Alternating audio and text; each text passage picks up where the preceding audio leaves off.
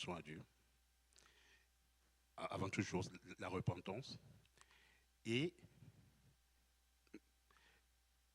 le point qu'il faut noter, même lorsque nous avons des requêtes, il faut toujours aller devant le Seigneur avec le nous. Il faut toujours penser aux autres. Amen. C'est pourquoi le Seigneur disait, bon, après l'adoration et tout ça, il dit, donne-nous notre pain de ce jour. Imaginez que vous ayez des enfants à la maison, vous avez 10 enfants à la maison, puis il y a juste un qui vient, ah, maman, donne-moi mon pain, les autres là, ils ne vont pas manger. Vous-même, vous avez apprécié celui qui vient demander le pain de tout le monde, n'est-ce pas? Amen. Comment il parle, vous me regardez ça? En tout cas, c'est comme ça, c'est à moi que la maman donnait la clé du congélateur, puis j'ai déclenché les choses, et puis c'est moi qui partageais. Ouais, ouais. Et ça fait plaisir au Seigneur parce que nous devons comprendre que dans la maison de Dieu, il y en a qui... Je vais vous expliquer quelque chose. La sœur Joanne est venue avec la petite Elisheba. Elisheba, si bon, c'est l'aînée, hein, mais si elle avait des aînés, imaginez la sœur Joanne est peut-être au Cameroun, et que la sœur Elisheba, elle a un aîné ici, il appelle, il dit que maman, il faut les couches d'Elisheba. Bon, je ne pense pas qu'elle boive encore le biberon c'est fini. Il faut ses couches, vous voyez, non? L'aîné qui pense, parce qu'elle ne peut pas encore vraiment dire à sa mère ce qu'il lui faut. Amen. Donc, dans la maison de Dieu, il y a des gens qui ne savent pas encore comment toucher le trône du Seigneur. Est-ce que vous me suivez? Et c'est comment dire? Ce sont les autres qui doivent les présenter au Seigneur. Dans une maison, quand on dit qu'il y a l'aîné là, c'est l'aîné qui très souvent, parce que je me rappelle très souvent, même lorsqu'on était petit, des fois, les parents voyageaient, ils étaient loin, et les responsabilités étaient remises aux aînés. Amen. Ce sont les aînés qui doivent rappeler aux parents que les couches de l'enfant sont finies. Amen. Le biberon de l'enfant est fini. Vous êtes avec moi? Oui, oui, parce que l'enfant, lui, il ne sait pas que ses couches sont finies. Hein. Bon, maintenant, quand on dit que tu es un grand homme de Dieu, là, il faut savoir que le grand homme de Dieu, il faut prier. Il y en a qui n'arrivent pas à prier. Amen. Voilà. Et c'est pourquoi, lorsque nous avons l'opportunité de toucher le trône du Seigneur, pensons toujours aux autres. Parce qu'il y en a qui vous disent, bon, ce n'est pas que cette tâche, vous allez la garder définitivement. Mais comme je dis, il y a des gens qui n'arrivent pas à prier, sont des bébés spirituels. Au moins, le temps qu'ils grandissent, on doit intercéder pour eux. Et très souvent, à leur insu même. C'est pas moi qui lui dis, c'est le Seigneur qui lui dit. Et le Seigneur lui dit, bon, le Seigneur, ça veut très souvent, le Seigneur, quand il parle, il dit, donne-nous notre pain ce jour. Donc quand tu penses que tu as faim, l'autre aussi a faim, et les chefs aussi a faim. Mais elle ne sait pas comment exprimer. Il faut présenter son cas au Seigneur. Il y a le cas de tel, il y a telle situation, il y a telle situation. La personne, il ne sait même pas comment prier. Tu vas au fond pour lui. Amen. Et c'est ce que le Seigneur fait. La Bible dit que le Seigneur intercède pour son Église. Vous avez des questions? Moi, j'ai une petite question. Est-ce que lorsque tu pries, il y a un langage que tu dois avoir lorsque tu pries? Comme par exemple, je peux parler comme Yo, Papa Gado, Oh, j'ai besoin de ça, aide-moi. Est-ce qu'il y a un langage qu'il faut avoir? En fait quand tu viens, le Seigneur, parce que comme il dit, tu grandis. Hein? Quelqu'un qui vient se convertir, oui, quand tu vas dire yo, le Seigneur va comprendre. Mais au fur et à mesure, il va te dire que non, il ne faut plus dire yo. Le Seigneur va changer ton vocabulaire au fur et à mesure. Tu vois un peu, non? Ouais, c'est pourquoi il y a des gens, par exemple, des fois, même si la personne prie et puis il ne vocalise même pas, il prie dans son cœur le Seigneur. En fait, le Seigneur sonde l'âme. Hein. Mais après, bon, maintenant aussi, mais Quand tu dis yo, ça dépend aussi. Hein, si tu dis yo et puis tu es arrogant face au Seigneur, là, c'est une autre histoire. Parce qu'il y en a qui s'expriment mal, mais qui ne sont pas orgueilleux et arrogants, le Seigneur comprend. Mais si tu es arrogant face au Seigneur, ça ne va pas marcher. Ben, au fur et à mesure, regarde, je vais reprendre le, le cas, par exemple, et je sais pas, si aujourd'hui elle salue les murs, elle écrit partout, on va la laisser. Mais quand, si je sais pas, quand elle aura 10 ans, ça on va dire que maman, toi aussi. Moi, je dis qu'il y a encore sur les murs, non. On n'écrit pas sur les murs. Bon, je comprends. Tu vois? Ouais, ouais. Quand on vient là comme ça, on vient dans notre désordre là au début, là, Dieu il laisse faire parce que c'est que nous sommes les bébés. Mais au fur et à mesure que tu grandis, tu tailles. Arrête de faire tes choses, n'écris plus sur les gens, il faut arrêter les bagarres, il faut arrêter d'insulter les gens. Oui. Et Paul dit qu'il faut travailler au salut. Nous devons travailler jour et nuit en tout salut. C'est ça en fait le truc. Quand on marche avec le Seigneur, on a plein de tard sur lesquels le Seigneur doit travailler. Et c'est vraiment avec le temps. Regarde, voir quelqu'un comme Paul. Paul, il est connu comme l'apôtre de l'amour. Oui, oui. Alors que c'était un tueur. Hein. En fait, imagine, c'est comme si on disait que Ben Laden est devenu l'apôtre de l'amour. Paul, quand il passait comme ça, la Bible dit dans Actes qu'il respirait la fureur. Vous te dites, le Seigneur a dit, ok, on va travailler ta fureur. Oui. Même quand il s'est converti, à tel point qu'il s'est converti, quand on est parti annoncer qu'il s'est converti, les gens ont dit que c'est zéro, c'est un piège. C'est Barnabas qui est parti pour négocier pour lui que non, il s'est converti vrai. Donc quand il a dit que non, lui, il est venu, il dit qu'il s'est converti à ce moment parce qu'à l'époque, les gars se cachaient pour prier. Il dit que non, Paul là, c'est le modèle qu'il est en train de faire seulement pour savoir où nous on prie. Mais ils ne sont pas convertis vrai. Mais après, quand le Seigneur a tellement taillé, il est connu aujourd'hui comme l'apôtre de l'amour. Hein. Il a écrit en Corinthiens 13, il a écrit sur l'amour. Hein. Quand tu lis là, c'est lui qui a beaucoup écrit sur l'amour dans la Bible.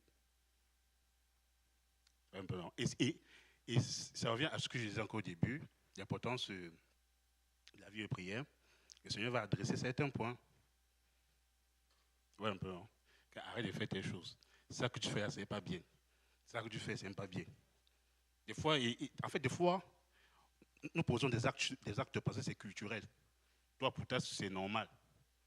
Le Seigneur va te dire que non, ce n'est pas bien. Arrête de crier sur les gens. Arrête d'insulter les gens. Arrête d'être impulsif. Tu vois un peu, non? Oui. Et tu vas voir, il y a des gens qui viennent se convertir, ce sont des lions. Hein? Et puis tu vois, le lion devient agneau.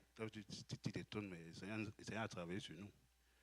Donc, ainsi aussi, nous devons être patients avec nos frères, quoi. André, le micro. Ok, si je reprends la question de Vendry, moi, on m'a toujours dit que quand je prie à Dieu, il faut le parler comme un ami.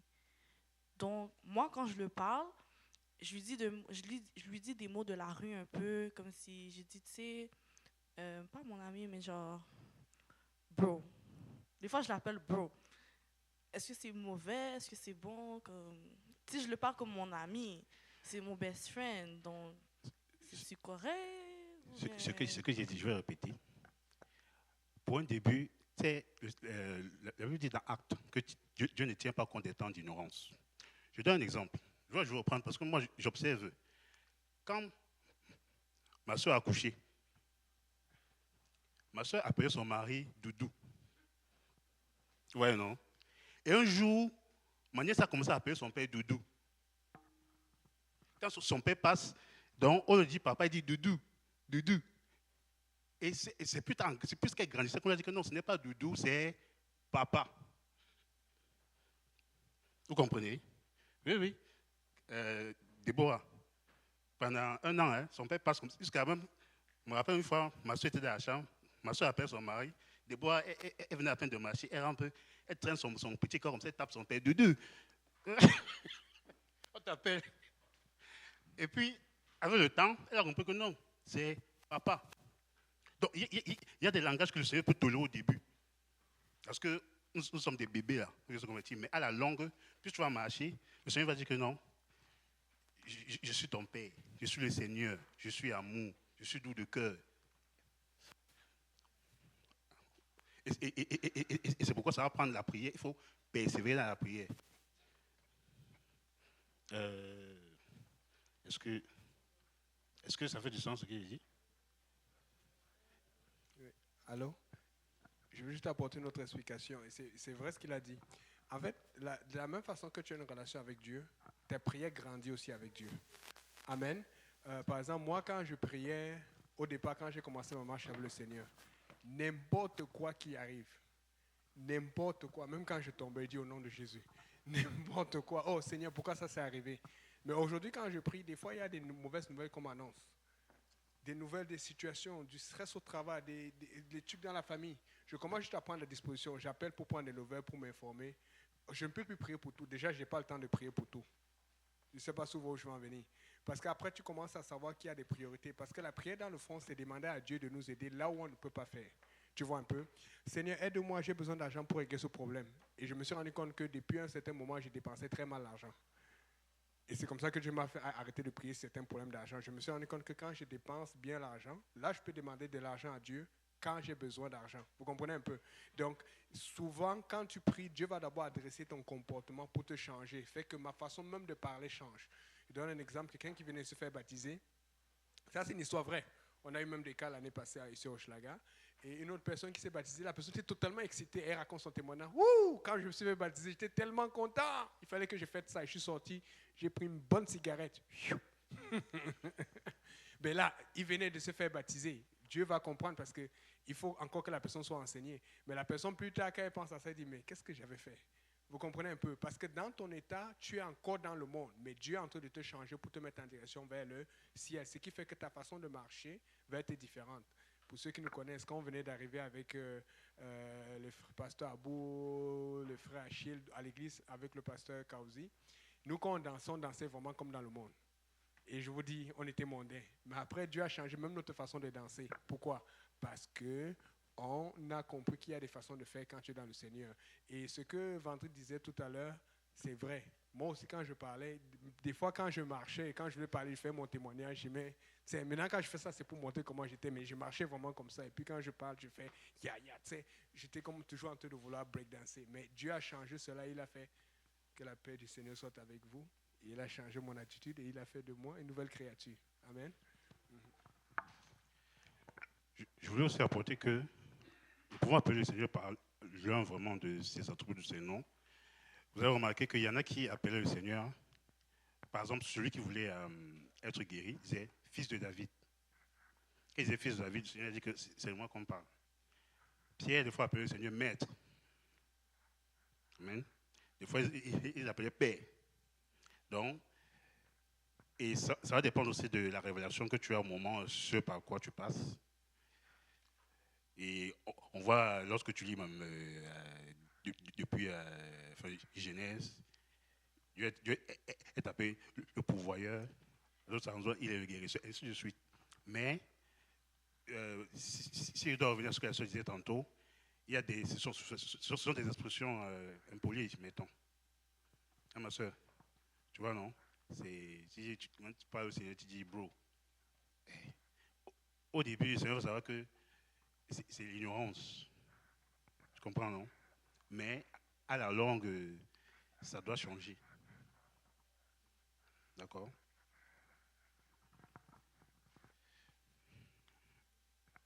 Est-ce qu'il y a une autre question ou vous voulez que je continue encore?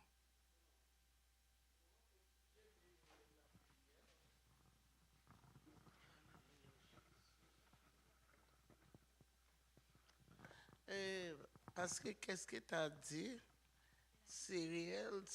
Moi, pendant que j'ai pris, Dieu toujours met quelqu'un devant moi pour prier. Et puis, il peut me faire quelqu'un très malade aussi. Par compassion, j'ai pris. Et puis, mais qu'est-ce que j'aime avec Dieu? avec Jésus, quand tu as la compassion, tu pries pour la personne et accorde la guérison. Et parfois aussi, il peut mettre dans ton cœur pour prier pour quelqu'un vraiment important.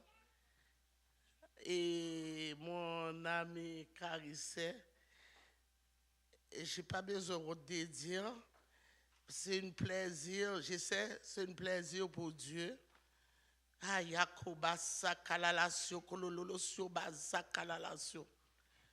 Parce que je vis Céline Dion à la télévision et quand je vis très malade, j'ai dit Seigneur, fais quelque chose au moins pour 2 petits jumeaux. Parce que je suis une mère aussi. Hein. Dieu prend vraiment compte de ce que j'ai entre dire. J'ai prié. Je ne demande pas pour aller chanter, si, ça. Mais lui, il fait ce qu'il veut, là. Et puis, Céline, vraiment, va aller au Paris, mais il va retourner au Paris. J'ai dit, toute gloire, c'est pour mon Dieu. Toute gloire, c'est pour mon Dieu. Mais il y a des gens, quand j'ai dit ça, ils disent, oh, non, c'est pas parce qu'il y a de l'argent. Hein. Tu peux avoir beaucoup d'argent, mais tu as beaucoup de problèmes. L'argent ne fait pas tout. Hein. L'argent aide pour payer ton loyer et manger. Mais il y a des maladies. Même si tu as des millions, tu ne peux pas guérir. Juste lui en haut qui peut guérir. Et je sais, même si moi je suis en train de traverser des problèmes, qu'est-ce qu'il m'a dit il va faire? Parce qu'il dit il n'y a rien impossible à lui. Alors mets la foi en nous. Moi qui te parle là, Dieu m'a parlé comme je parle là. J'ai entendu sa voix très bien. Et il fait des grands miracles devant moi. Je suis très loin. Oh Seigneur, papa. Alléluia. Toute gloire, c'est pour Jésus. Et je sais qu'est-ce que j'ai en train de traverser avec moi, mes enfants. Je sais, Dieu va faire quelque chose. Il va guérir les malades. Il dit, quelle que soit maladie. Alléluia, la pédale est pétée là aujourd'hui. Là.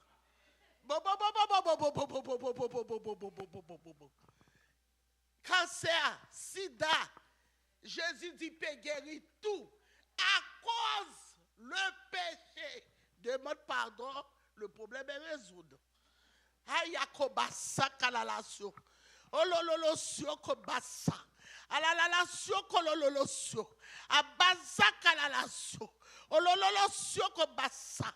Alléluia Jésus. Alléluia Jésus. Merci Seigneur. Gloire Seigneur. Amen. Les autres, si Dieu met dans ton cœur qu'il est riche, qu'il est pauvre,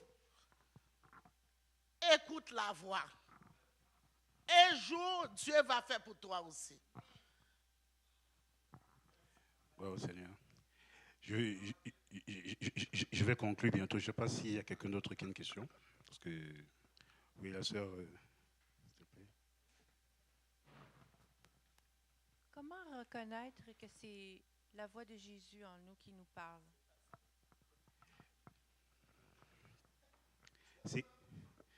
Premièrement, lorsqu'on débute, la première voix de Dieu, c'est la Bible. Bon, ça c'est une tablette là.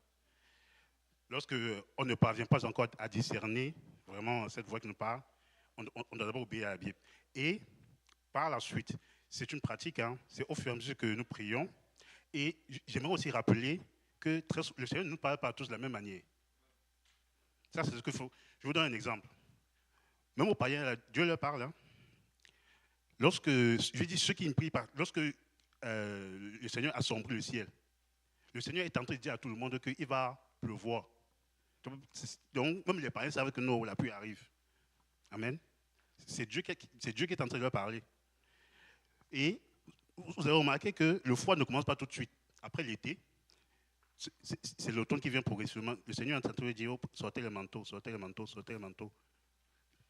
Aux gens qui ne prient pas, les gens ne parlent pas mal. Après, plus on avance, le Seigneur, et on peut arriver à une place où Dieu commence à nous parler d'une voix audible. Vous savez pourquoi très souvent le Seigneur ne parle pas directement? Parce que si on ne fait pas attention, on peut... Vous avez vu les gens qui vous disent qu'ils entendent les voix, non? Vous avez entendu dire, oui, on croit qu'ils sont fous, ils ne sont pas fous. Et le Seigneur, c'est que, regardez, il y a des endroits dans la Bible où Dieu envoie le corbeau pour nourrir son prophète. Il y a certains d'entre nous, si Dieu nous envoie le corbeau, on va appeler Yannick, dit que Yannick, moi, il déménage. Je m'en vais à Chicoutimi. Il y a la sorcellerie à Montréal. Oui, mais il y en a ici, Dieu sait que non, lui, je peux lui envoyer le corbeau, il ne va pas devenir fou. Ouais. Et ceux qui ne sont pas comme Mathieu, des fois, Dieu va envoyer le corbeau à Joël, donner les instructions, et puis Joël va aller parler à quelqu'un d'autre. Parce que l'autre là, il n'est pas encore arrivé à cet endroit. C'est au fur et à mesure. Et c'est une réaction. Plus tu te rapproches, la Bible dit, rapprochez-vous du Seigneur. Plus tu te rapproches, le Seigneur aussi, il se rapproche. Et puis, il nous parle de manière plus intime. Mais pour les nouveaux convertis, on doit savoir que la première parole de Dieu, c'est la Bible. Il est écrit. Il est écrit. Il est écrit. Et je vous ai dit, même pour les païens, Dieu leur parle aussi. Mais d'une autre manière.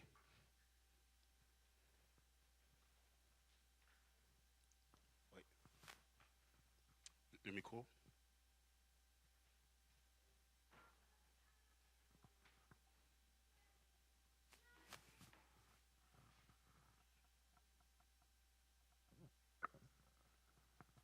Oui, c'était juste pour apporter un plus à ce que vous étiez en train de dire suite à la question qu'elle a émise tout à l'heure.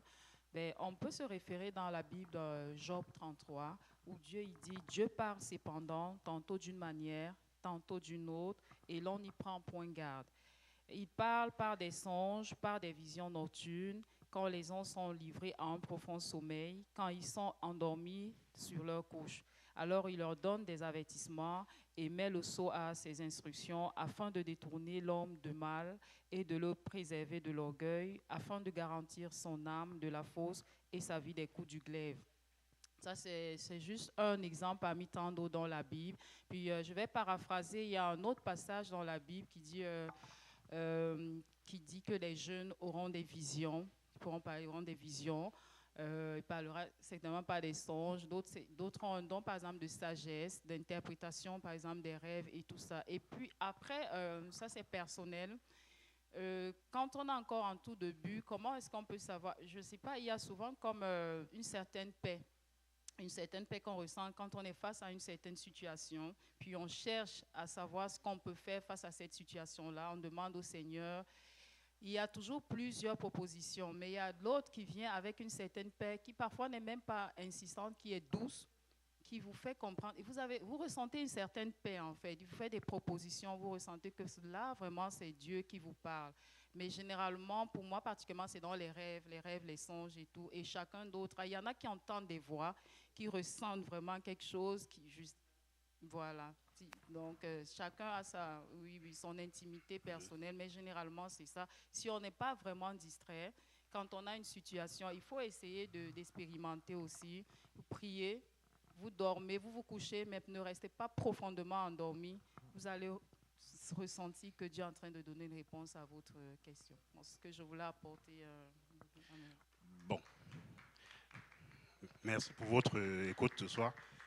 Ma session est terminée. Je vais remettre le micro au pasteur Yannick. Bon service encore.